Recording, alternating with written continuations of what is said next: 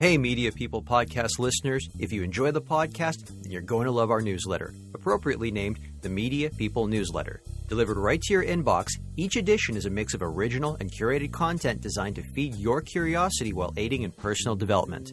On top of more podcasts, we'll connect you with articles, interviews, and industry events. Subscribe at mediapeople.ca/newsletter or go to mediapeople.beehiiv.com. That's BEEHIIV.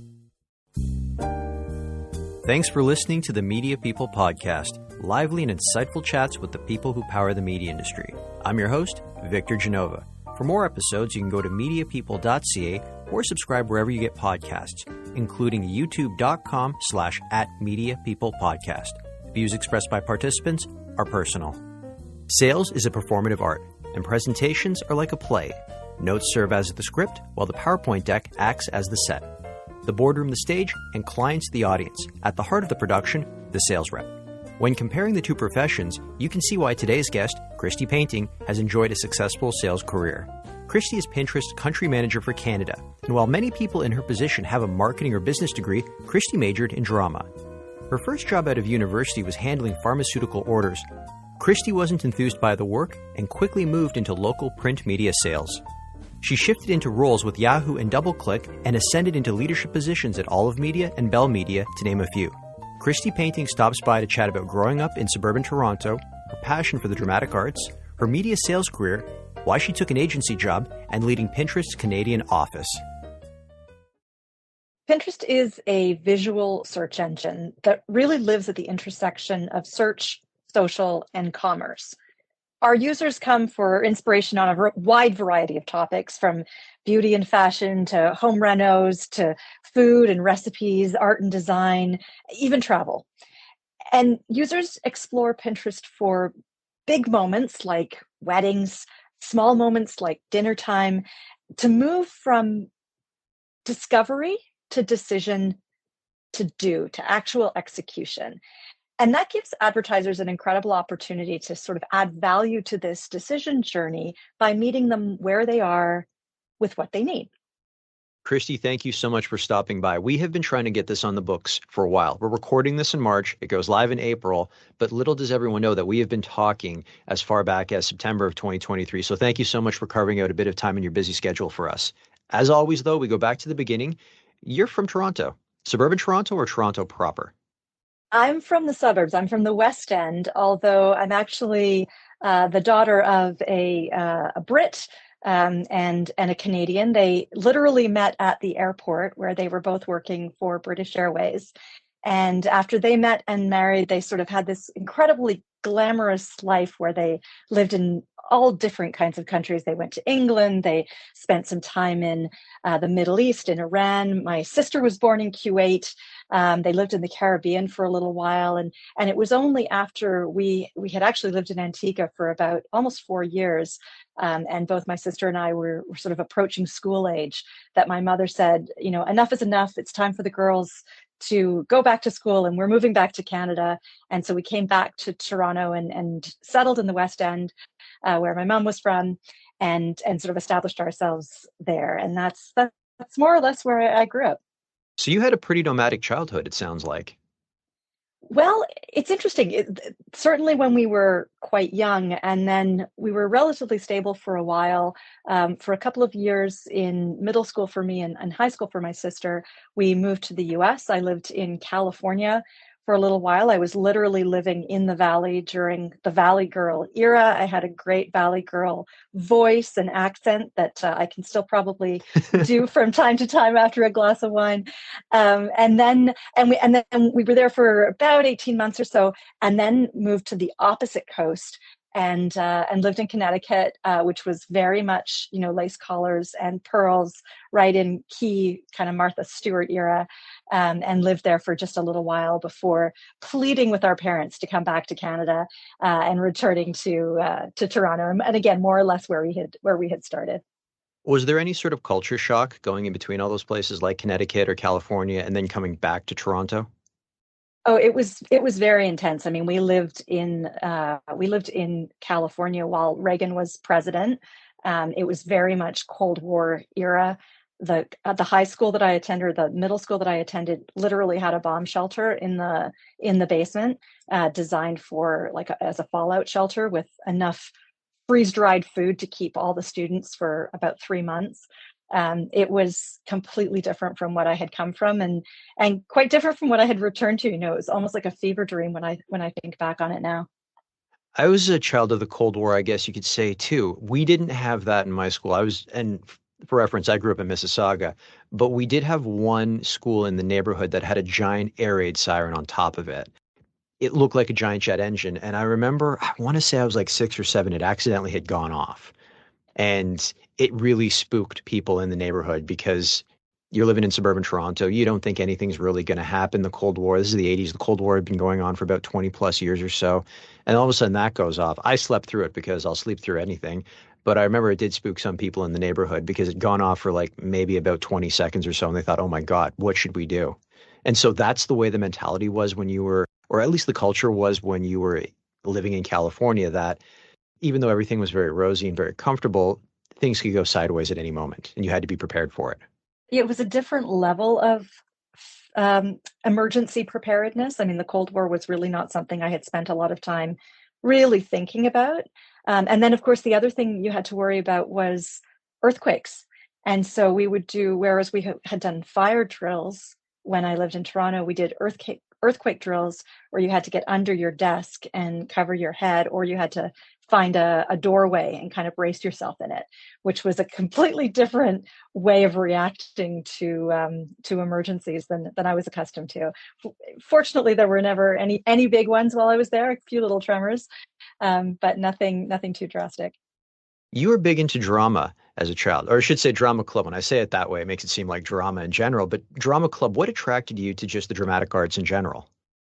I love theater. I still go to the theater regularly. I think there's something very appealing about being able to put on a persona, to know exactly what words you're going to say, but to feel them and live them and animate them in that moment so that they feel real and fresh and spontaneous.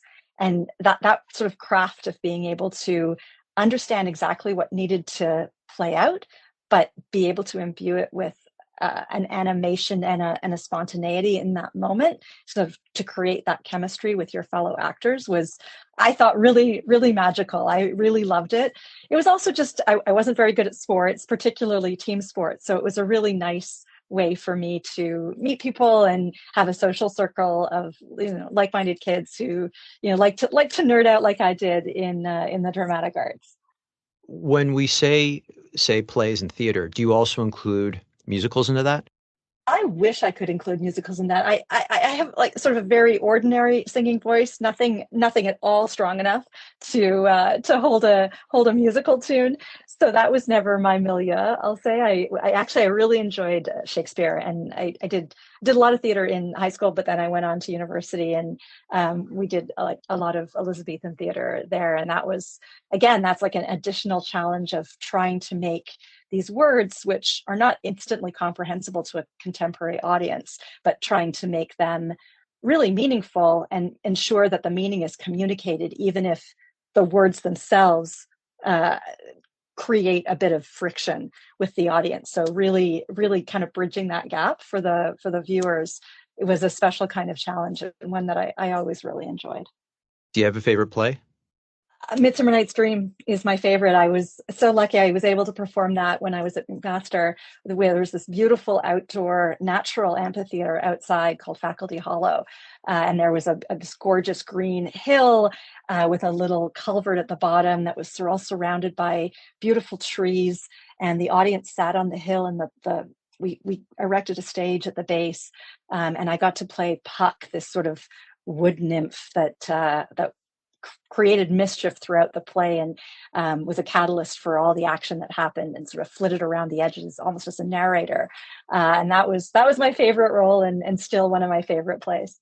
It sounds like it was Shakespeare in the Park. It was that was the idea, on a smaller scale, for sure. Who were your influences growing up? Like, who did you look up to?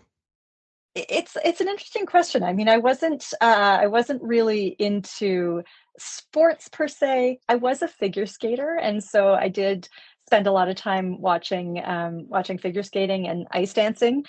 So I was really interested in what Torval and Dean were doing in the field of ice dancing, and as well as skaters like Katarina Witt, who was really changing the complexion of ice skating at that time. So it was kind of a very exciting time, I think, for from an athletic perspective. Um, but yeah, I think beyond that, I really admired my parents. They were both very hardworking, but managed to really balance the family, our family, with everything that they were doing career wise. And I think back on how they managed that and made it look pretty easy. When I know from experience, it's really not. So I have always really appreciated the stability that they gave me as a child. You mentioned you were a figure skater. Do you think you were attracted to the performative aspect of it, similar to how you were also very big into theater? A great question. I haven't really thought about it all that much. I think it was just something that I learned to do. My mother was an ice dancer, and so she introduced me to it. And it was something that I was able to do where most sort of athletic endeavors eluded me. I didn't really like team sports. I found them really challenging, but skating was something that I could achieve. So I felt pretty relaxed. But you're right. There was a component of costume and bringing sort of personality and animating the story. Um, so perhaps you're onto something. Maybe there's something that I shine in front of an audience. That's what I need to bring me alive. Every presentation you deliver is a performance. That's what I'm always saying to people when I'm coaching them on presentations. You've got to treat it like a performance. You've got to watch them and make sure they're engaged. That's very true. I think we can understand why you picked drama and history to study in university. You've already mentioned that, but why did you choose McMaster University? I was young when I went to university. I was only 17. I know that's de rigueur now, but at the time it was unusual. And so I knew I wanted to go away from home. I knew I wanted an experience of autonomy, but I didn't want to go all that far away. And so I was looking really relatively sort of within the Golden Horseshoe or thereabouts. But what really did the trick for me is I had gone to McMaster, and I was doing a tour, and I had this wonderful tour guide who really knew the school, and he wrote for the newspaper, and so he was this sort of really compelling. I'm sure his tour was a performance of his own. And we got to the drama section, and he said, "Oh, this has been a very exciting year. We've had a writer in residence this year." And I said, "Well, who is it?" And he said, "Well, Tom Stoppard has been at Master, and he's been our writer in residence." And Tom Stoppard, it was the greatest living absurdist playwright. I loved his work. I really admired the plays that he produced, and I sort of gasped and thought, "Oh my gosh, who will be the if Tom Stoppard is here this year, who will be the writer in residence next year? This must be a really incredible program to be able to attract that caliber of talent." So that really switched me on, and I really wasn't able to consider any other options because that loomed so large in my imagination. Now, truthfully, we McMaster had one writer in residence over their entirety, and that was Tom Stoppard that one year. They never had one before. They never had one afterwards. I certainly never benefited from it, but it was a really vibrant drama faculty at the time. There were great profs. There were a lot of really engaged students, and I have to say that I made all of my best friends during those years, and I really treasure them. They changed the trajectory of my life for sure, and I think really created the reality I have today. I always ask my guests what their first job ever was, and it's usually something along the lines of babysitting, or maybe they had a paper route. Some people worked in quick service restaurants, QSRs. You had a very specific one that a lot of the Canadian people listening to this, specifically from Toronto, are going to jump at. Tell everyone what was so special about the C&E food building. Oh, I did. I worked at the food building. I worked for Maple Leaf Foods, which was distinguished by having the absolute cheapest meal that you could buy in the food building. I think hot dogs were 50 cents.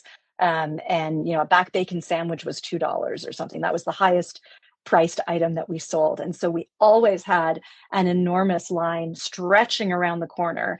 And we were located right beside the Tiny Tim Donuts, which, again, if anyone's ever been to the X, you know it. I know you know it. Oh, so, I know it. That combination was just this enormous. It was so high pressure. It was nonstop. We had 6-hour shifts, 6 days a week for the duration of the X, and it was a great experience. It was lots of fun. There were lots of kids my own age working there. Almost all of us had family members who worked for Maple Leaf who had sort of got this job lined up for us. But it was a moment in time. Can we say that the food building is like a food court on steroids, and then it takes another dose of steroids after that? Like, I don't even think that line, "it's the food court on steroids," does it justice. You kind of have to find a way to exaggerate it further. It was intense, like the smells and the sound. And I don't think I could do it today. There's no way I could do it today. I think the sensory overload would probably overwhelm me. But at the time, it was just kind of what you did. It was normal. So that's what we did. But it was a moment for sure. What did you learn about yourself working in the food business?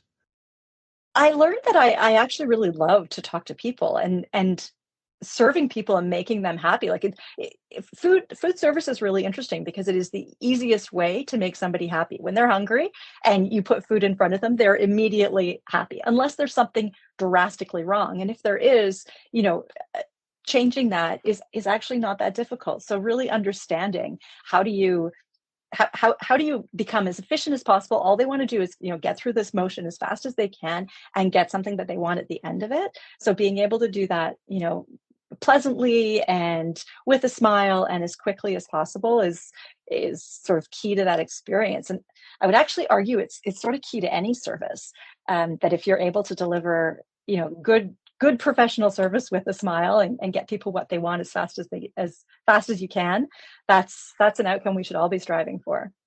Your first job after university was not in media and marketing. You were a pharmaceutical order taker. Explain that one to us, even though it does seem very self-explanatory. Oh, it was a terrible job. I worked for, and it was just awful. I did it for about 3 months, and I worked in an unheated warehouse that was so cold that we were issued heating pads to keep our hands warm so that we could type do the order taking into the keyboard. And I had been hired actually to be a bilingual order taker, which was funny because I spoke a little French, but certainly not fluently.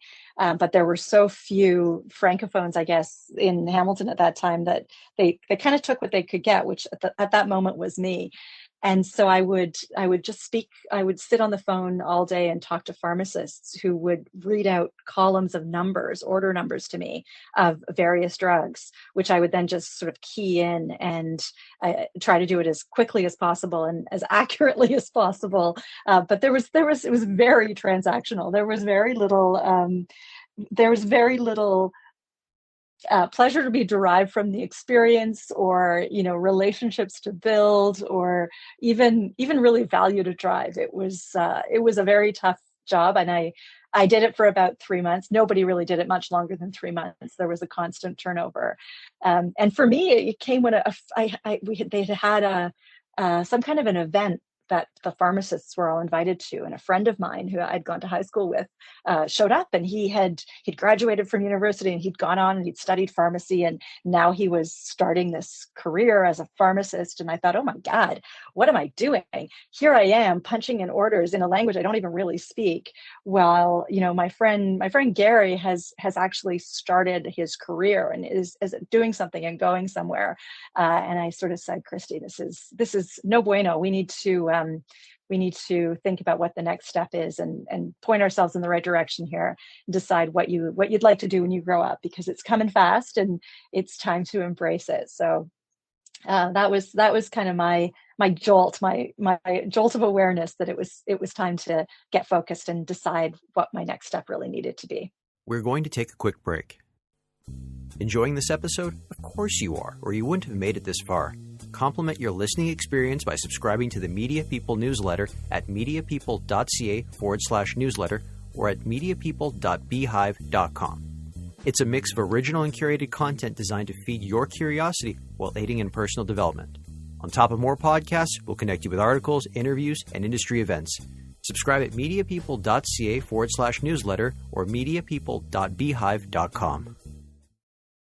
Let's talk about your move into media and marketing. You landed at Now Magazine. So that is a massive pivot. You're a theater graduate, a drama student. You move into, like you said, the warehouse doing pharmaceutical orders, and now you're in media sales. So how did that come about? Well, there was actually one more step. So my dad was in marketing, and after after I had this epiphany about maybe it's time to do something with my life, I telephoned him and I said, how do I do what you do, Dad? How does that work? And he said, well, I subscribe to Marketing Magazine. I'll tell you what, I'll mail you the back issues once I'm done with them, and you can go through the classified ads. This is pre-internet, obviously, and this was the most efficient system we came up with. And so I answered a classified ad at the back of Marketing Magazine for a small rep shop that was called Magazine Network. And then I went along and did the interview, and miraculously I landed the job because I think that it was quite competitive at the time. And I was really just working as a sales coordinator, as a receptionist, which I had quite a bit of experience doing. That was kind of how I paid the bills while I was going to university. And we were representing a number of different things. We represented magazines, we represented community newspapers, and we also represented a network of urban weeklies, like Now Magazine, but in markets outside of Toronto, and including Vancouver and Edmonton and Calgary and Halifax and Montreal. So I was working there really in a support function. And after about 6 months or so, they said, are you interested in taking on a bit of a territory? And I said, of course, show me how. And so I began working with them and learned the ways of the Urban Weekly. And then, looked sort of around the corner and realized that there was a big Urban Weekly operating in my city, and that I now had enough experience that I might be able to get in there on the ground floor, and applied for a sales role and landed it, which was thrilling for me. It was in the peak of Urban Weeklies. There was a time when Urban Weeklies were absolutely soaring, and culturally they were extremely vibrant. There was a big music scene in Toronto. There was a big comedy scene. There was a huge food scene. There still is a lot of those things, but it was all centered around these magazines before the internet that were the sort of the arbiters of cultural taste in a way. So it was a really exciting time to work there. It was a very tough sales job. It was open territory, straight commission. And I think I mentioned pre-internet. So I used to I would park my car and I would walk down one side of a street and basically knock on every business's door, every restaurant, every boutique. I'd go in and sort of ask them what their marketing strategy was. And then I'd get to the end of the block and I'd cross the street and I'd walk back, pick up my car, drive another couple of blocks and do the whole thing again. And that's kind of how I would spend my weeks, just prospecting nonstop. Sometimes I'd get out the yellow pages and do it by the phone, but I found I was most effective when I was in person. And so I did that for, 4 years or so. Just building up my book of business and seeing what restaurants were opening and what new businesses were starting, and really talking to the owners about their marketing strategies and how they were going to be discovered by Toronto, which was a hugely competitive market. So they would literally open the cash register and hand me the payment for the ad, and I'd have to take it home, tuck it inside my jacket, and take it home and take it up to accounting and make sure that they got it. It was that real, and I felt a huge amount of responsibility to make that advertising work for those merchants, because it was literally coming out of their pocket to fund their business and stimulate growth for their business, which was their dream. It was this incredible experience to be so connected, something you don't get as much with bigger advertisers or agencies. Did you enjoy the hunt? Because you mentioned it was an open territory that you were literally prospecting by going door to door. Did you enjoy that part of it? It was probably the best training I ever could have had because you could tell right away as you were talking to people what they were responding to and what they weren't. And so you were constantly pivoting your approach to make sure you were aligning with their objectives. And I became quite good at doing the discovery up front to really understand what their motivation was and what was driving them and where they thought success was going to come from. And once I understood that, then I could really say, okay, this is how we can match, this to what you're trying to achieve. And this is the approach that I would recommend. So it was extremely gratifying when I was successful with that. And yeah, it was an absolute thrill to be able to close these businesses that needed the advice, but also know that we had to perform because there would be no tolerance for something that wasn't performant for them. Do you think your theater experience went a long way in helping you in that job?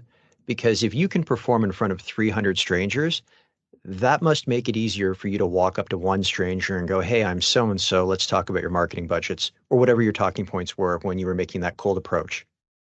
I think that's absolutely true. And I think one of the things that we all do, whether we're sellers or business people or anything that we do, is being able to focus ourselves and being able to energize ourselves to be really concentrated and focused and present in that moment to connect with the people, the person that you're speaking to, whether it's one-on-one or whether it's one to many. Just try to create the energy and try to create the connection point, to build that chemistry that people respond to.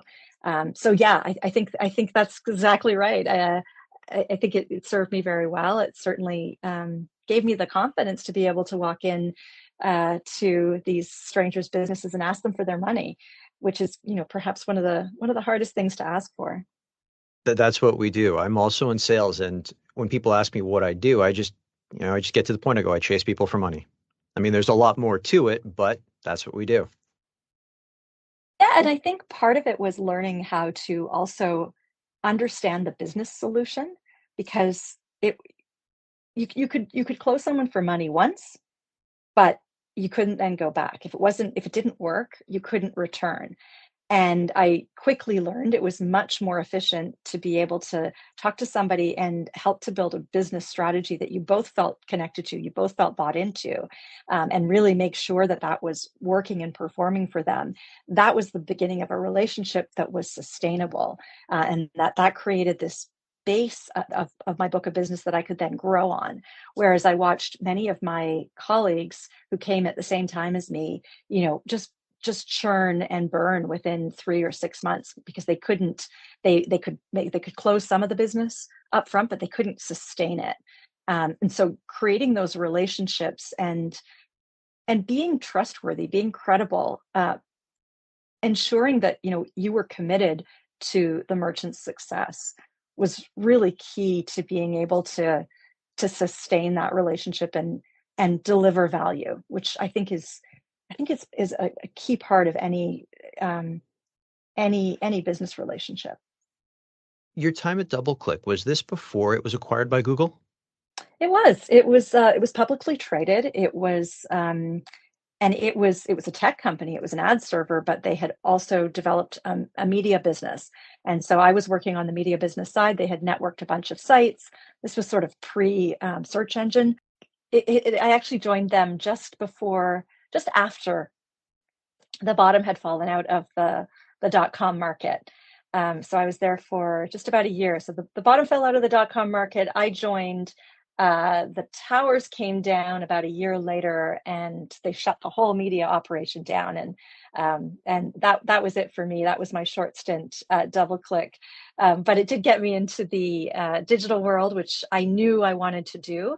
And so it was a great experience, even though it was short and a bit ill-conceived for me timing wise.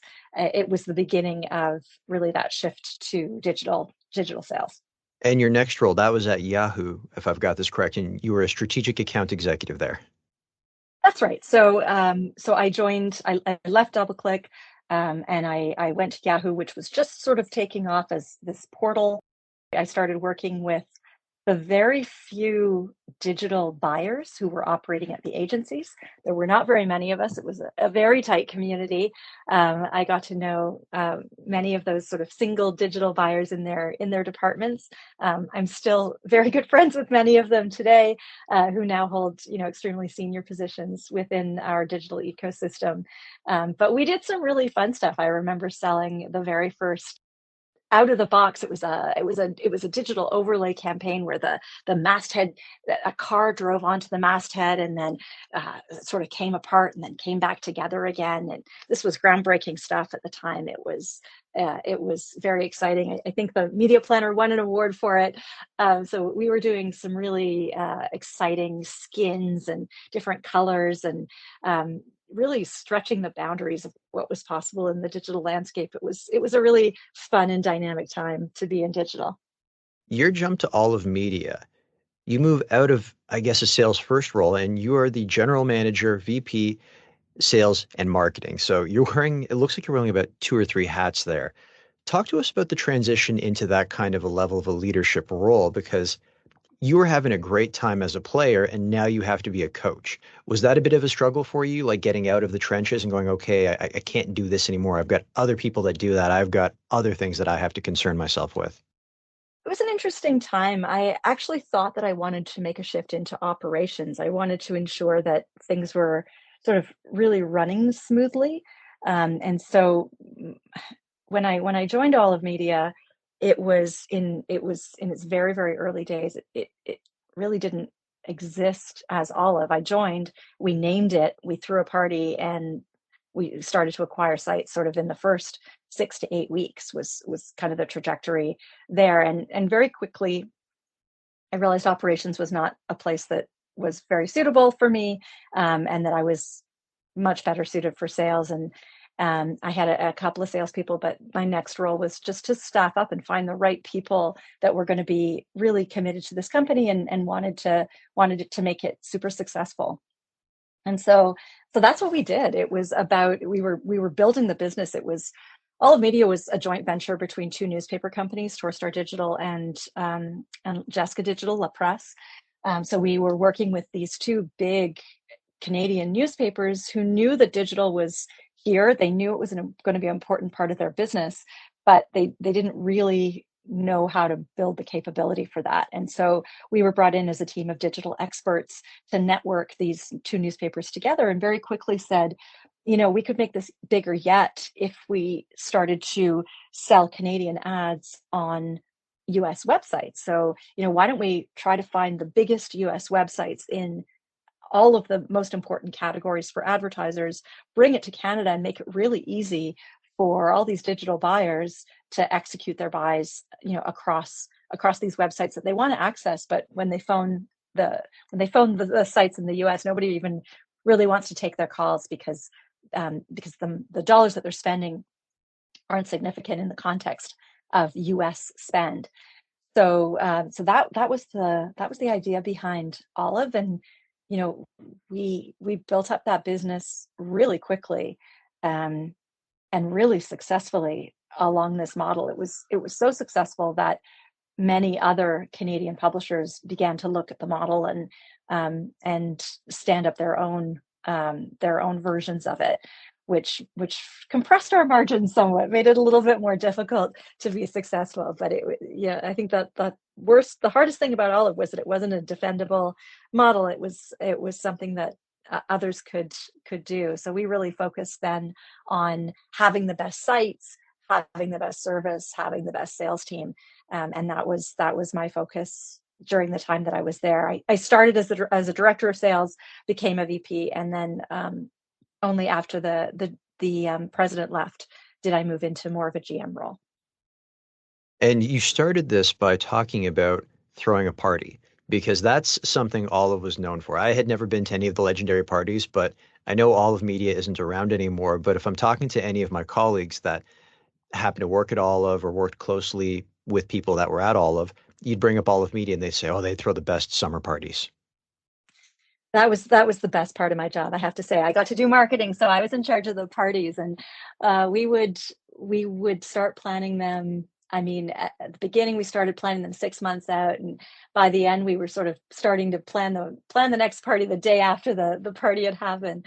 We did our very first one was just a launch party, and then our second party we decided to do a theme, and we threw it at Berkeley Church, and it was prom 2.0 was the theme that we had, and we encouraged people to come dressed in prom dresses. And I knew a balloon artist, and I convinced him to build us these giant martini balloon sculptures, and we hired a few models who were dressed entirely in balloon gowns, and we handed out balloon corsages at the door, and we had sort of created this crazy mystical place, and that kind of kickstarted it. After that, we did some great themes. We had a Western party where we had a mechanical bull. We threw a country club party. That was in a great big space. It was at the government, and so the ceilings were incredibly tall. And I went in to look at the space the day before and thought, oh God, how are we going to fill this huge vertical space? And so I called a friend of mine who ran a circus school, and I said, Eli, can you get me a couple of stilt dancers who could play an imaginary game of tennis with like giant oversized tennis rackets over top of the dance floor to kind of fill some of this vertical space? So we had the permission to really have fun with these parties. By the end of it, we had probably 50% of our guests were showing up in costume, which was really fun. We had mermaids one year at a summer party. We had a disco party where we had a light up floor, and we had dancers that were teaching people how to do a disco line dance. They were goofy, glorious times, I'll say. Your time at Checkout 51 as the VP of Sales, would you say that was your first foray into retail media, and even before retail media was a term or a thing? That's a very perceptive take on it. At the time, I moved to it because I knew it was once again the year of mobile. And I thought, I really need to figure out this mobile thing. This was an app. It had launched in Canada. They were preparing to launch it in the US. It was absolutely very focused on point of purchase, and really on couponing, a completely innovative couponing approach. And yeah, it was very much about, what we would call retail media today. It was very metrics driven. It was very measurement based, and it was very much with the part of the CPG company that was entirely focused on couponing and discounting. So that was a whole new relationship graph to create that I had not. I was meeting all new people. I wasn't really able to pull on my my connections and my relationships that I had spent some time building. So that was a really hard and really rewarding time in my life. That was a really exciting build. How is the adjustment getting away from content? Because if we look at every other position you've had before, every one of those positions was rooted in content. But at Checkout 51, there was no content. It's like you said, the coupon and the deals, that's why people were jumping in. Yeah, that's really perceptive. It was a completely different kind of sell. It was much more technical, and it was a completely different kind of company because it was a startup, and you really did need to negotiate for engineering time. And so we would literally do meetings, stand-up meetings, where we had points which represented the engineer's time, and I would say, I need a better ad server, or I need a better insight into this level of measurement. And I'd have to sort of duke it out with somebody who wanted user growth, for example, which was also important. And so we were constantly prioritizing how to build the business holistically, and not just what sales needed to be effective. And most importantly, it was very, very grounded in measurement, because we needed to be able to, a lot of these were test and learn budgets. We needed to be able to make a convincing argument to win the test budget, but then we really had to be able to deliver a convincing measurement story to demonstrate that the campaign had been effective. And so everything we did was very grounded in, what does this look like right now? what will it look like after the measurement, and then can we build it, and to what extent? And it was tricky because it was one of those ideas that had a moment where about 3 companies had sort of come up with the same idea at the same time. And so while Checkout 51 was growing and building, there were other competitors that were also getting funding and were also coming after, the same group of people with a competitive product. And so we had to be, very aggressive, and we had to build and win. It was very high stakes. And it was a big territory because I was covering the US. I had a couple of team members that were working with me, but there were not very many of us. We were doing it from Toronto. We were traveling all the time, and we were covering a vast territory. So it was hard work. It was a lot of travel, and it was constant. It never stopped. Was there an element of diplomacy to this role? Because going back, you mentioned that you kind of had to negotiate for time with the engineers, and there's this, I guess you could say, spirited debate between what you needed from a better ad server versus someone else wanting more focus on growth. Did you find that it was a bit of a chess game you were playing to get things done? It wasn't so much internally. We were very good internally at being able to prioritize what needed to happen and when, and how to make those trade-offs. That was, yes, there was, there always is internally a debate for resources. And I think that's true of any company. But that wasn't the hardest part, really. The hardest part was being able to grow and drive revenue quickly enough to sustain the business. And particularly when our competitors were getting rounds and rounds of funding. There really was a moment where I said to the founders, I don't know that we have enough boots on the ground to be able to do this. I think we need to partner with somebody, or we need to find somebody who has a team that can partner with us and execute this. And ultimately, we found a buyer. We were an interesting enough product that News Corp was interested in acquiring the company, and did so.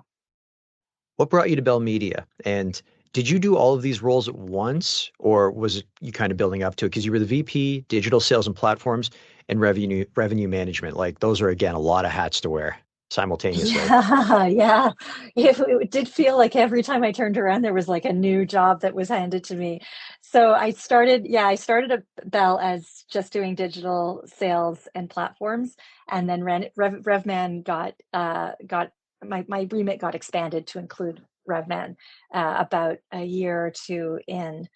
And the Bell opportunity made such good sense to me. I was excited to return to premium.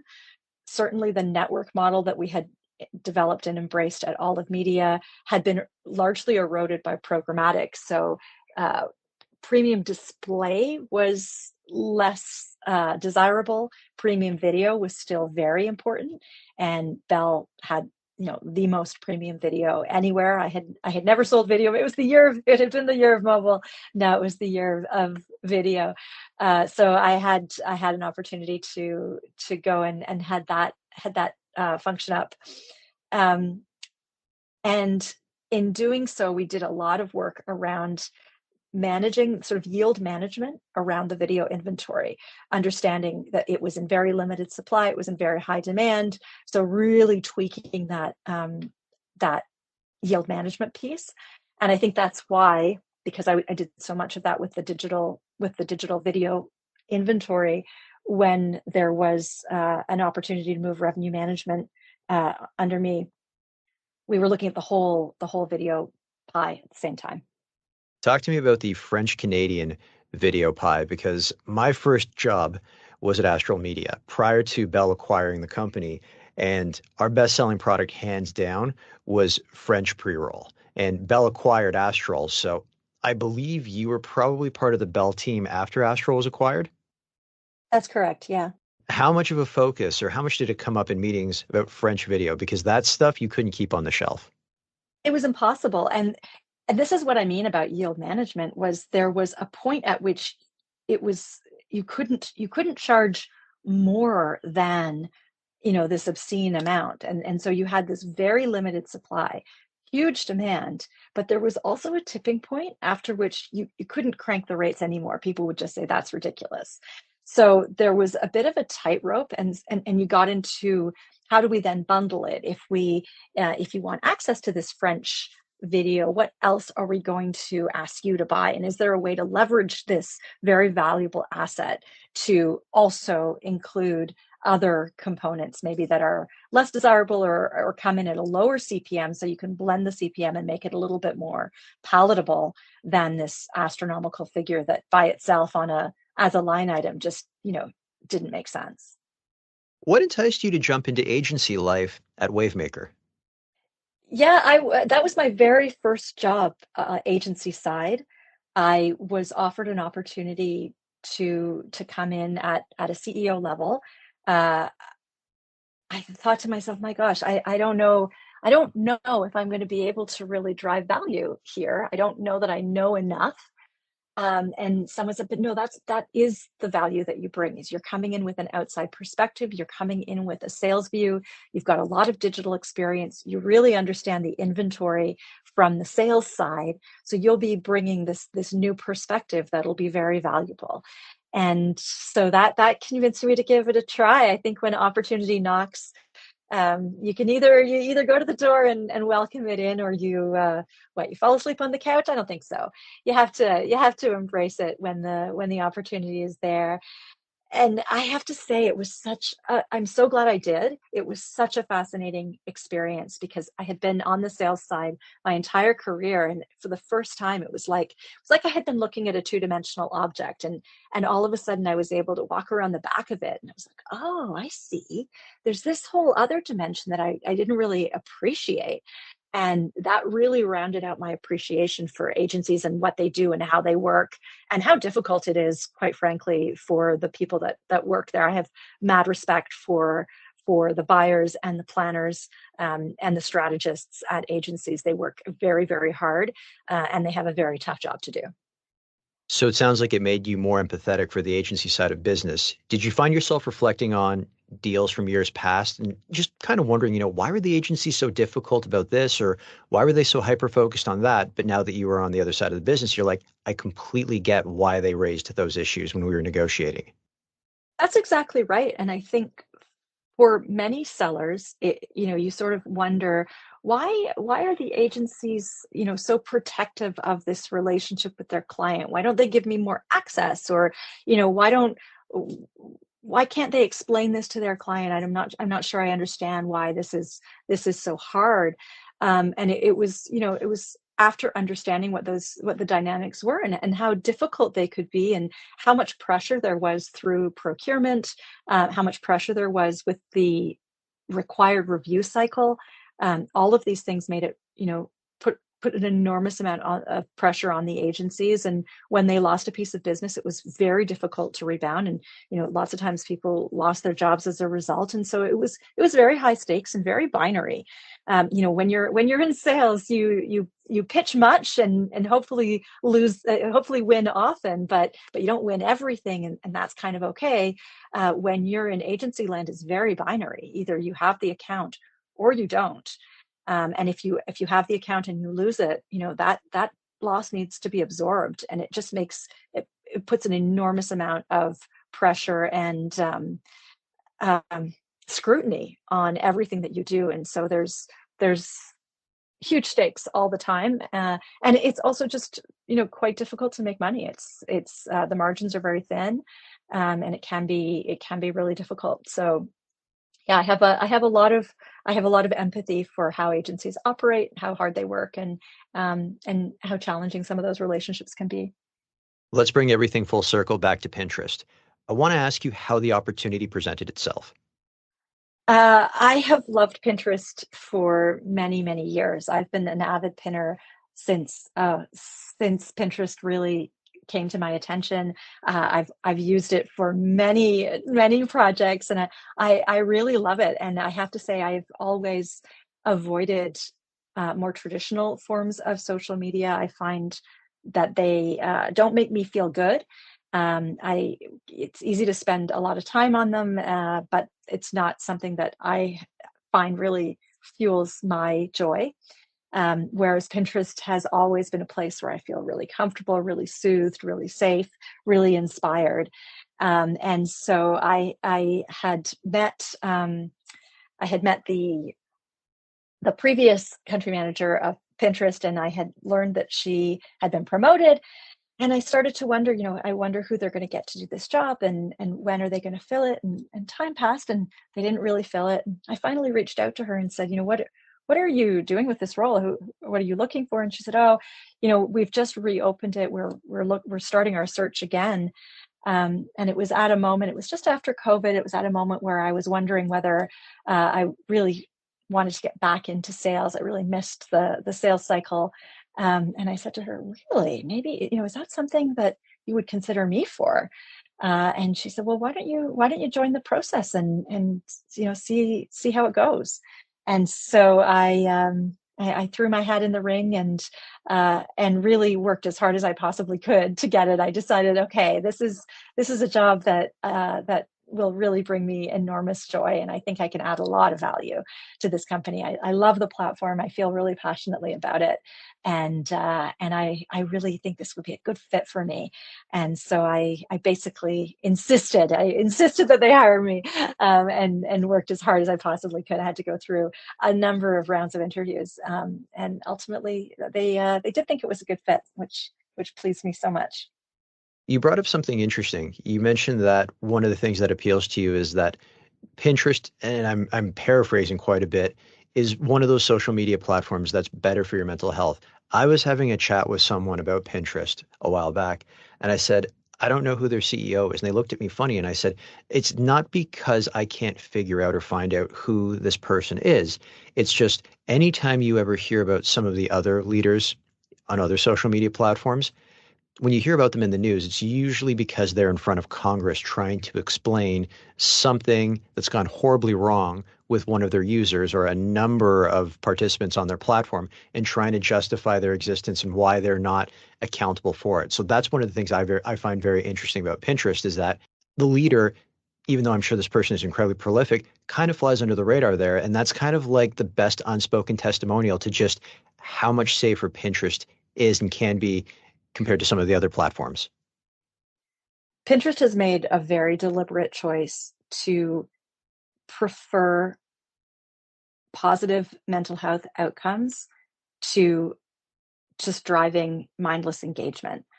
And this is apparent through all of the policy decisions that we've made through history. We were the first platform to ban misinformation around health, anti-vax content long before COVID. We were the first platform to ban climate misinformation.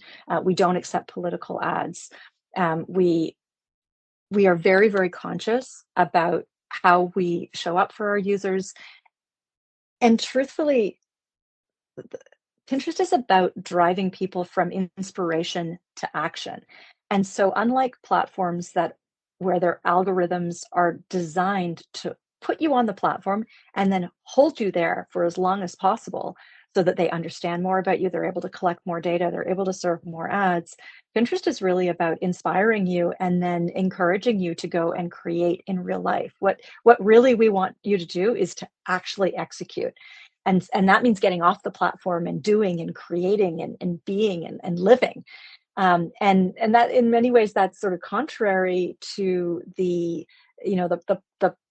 profit requirement of another platform, where we're really just driving revenue at all costs and trying to create as many impressions as possible. And that's not what Pinterest is for. This isn't about engagement via enragement. We're not trying to make people angry.